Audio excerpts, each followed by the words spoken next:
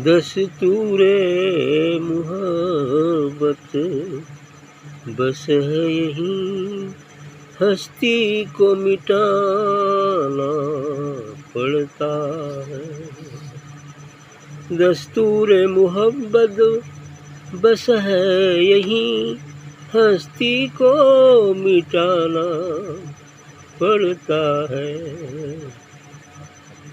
जरा गफलत हुई या नजरें झुकी, जरा गफलत हुई या नजरें झुकी, चहु और सभी ने घेर लिया। जरा गफलत हुई या नजरें झुकी, चहु और सभी ने घेर लिया। गुरु ज्ञान का दीपक मन मंदिर में, गुरु ज्ञान का दीपक मन मंदिर में हर वक्त जलाना पड़ता है। गुरु ज्ञान का दीपक मन मंदिर में हर वक्त जलाना पड़ता है। दस्तूरे मुहब्बत बस है यही, हस्ती को मिटाना पड़ता है। भगवान का पाना तो आसान है, भगवान का पाना तो आसान है, सतगुरु का मिलना मुश्किल है। भगवान का पाना तो आसान है, सतगुरु का मिलना मुश्किल है। भगवान का पाना तो आसान है, सतगुरु का मिलना मुश्किल है। सतगुरु को पाने के लिए, सतगुरु को पाने के लिए सिर भेंट चढ़ाना पड़ता है। सतगुरु को पाने के लिए सिर भेंट चढ़ाना पड़ता है। मंदिर में गया, मस्जिद में गया, मंदिर में गया, मस्जिद में गया, जंगल में भी उसका पता न मिला, जंगल में भी उसका पता न मिला। मंदिर में गया, मस्जिद में गया, जंगल में भी उसका पता न मिला। जब समझ आई तो ये समझा, जब समझ आई तो ये समझा, सतगुरु को रिझाना पड़ता है।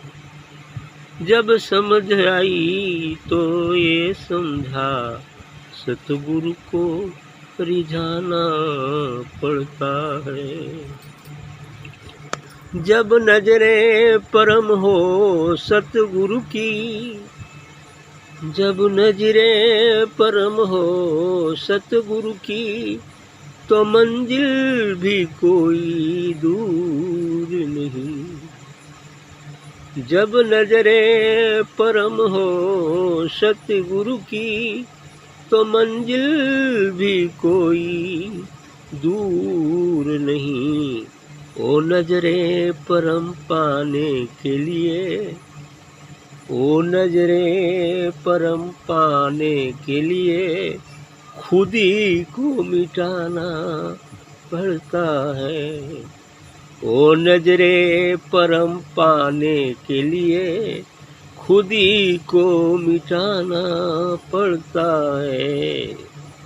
दस्तूरे मोहब्बत बस है यही, हस्ती को मिटाना पड़ता है, हस्ती को मिटाना पड़ता है। वाह, बड़ी अच्छी बात है।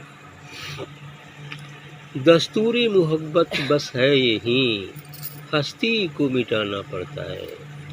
इस ईश्वरीय मार्ग में इस सद्गुरु से मोहब्बत, सद्गुरु से प्रेम का यही दस्तूर है कि अपनी हस्ती को मिटाना पड़ता है, अर्थात हमें अपने शरीर होने, मन होने के भाव को मिटाना पड़ता है, अहंकार को मिटाना पड़ता है, मन को मिटाना पड़ता है, हमें शून्य होना पड़ता है।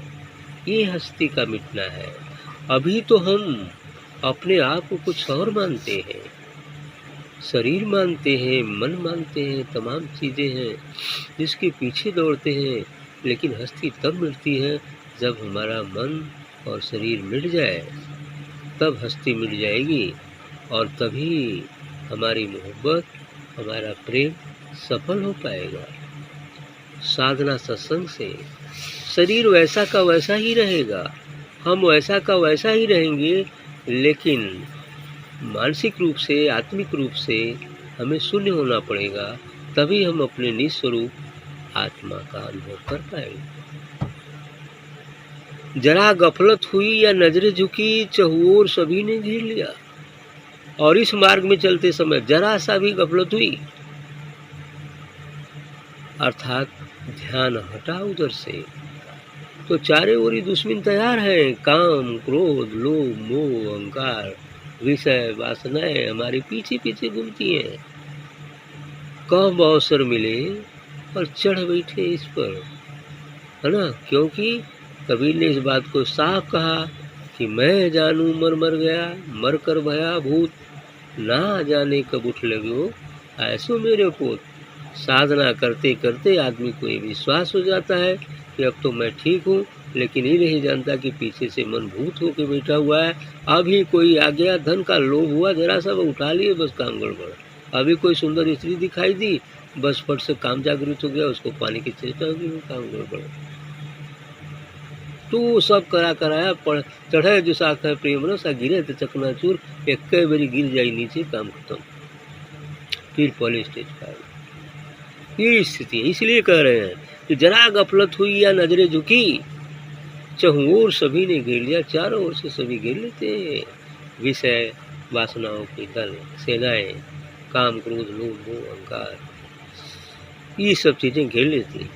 गुरु ज्ञान का दीपक मन मंदिर में हर वक्त जलाना पड़ता है। इसलिए यदि हम सचेत रहना चाहते हैं तो गुरु ज्ञान का जो दीपक है, गुरु की जो बात है, गुरु ने जो बताया है, उसको हृदय में हमेशा उस दीपक को जलाते रहना है, ताकि वो जो जलता रहेगा तब वो सब आएंगे नहीं। जहाँ थोड़ा सा गफलत हुई उधर से ध्यान हटा, फट से आ जाएंगे, है ना? ऐसी ही बात है। भगवान का पाना तो आसान है, बिल्कुल आसान है भगवान का पाना, लेकिन सद्गुरु का मिलना मुश्किल है। सद्गुरु बड़ी भाग से मिलते हैं, बड़ी सौभाग्य जब उदय होता है ना? हरि अनंत हरि कथा अनंता, बिन हरि कृपा मिले ना संता।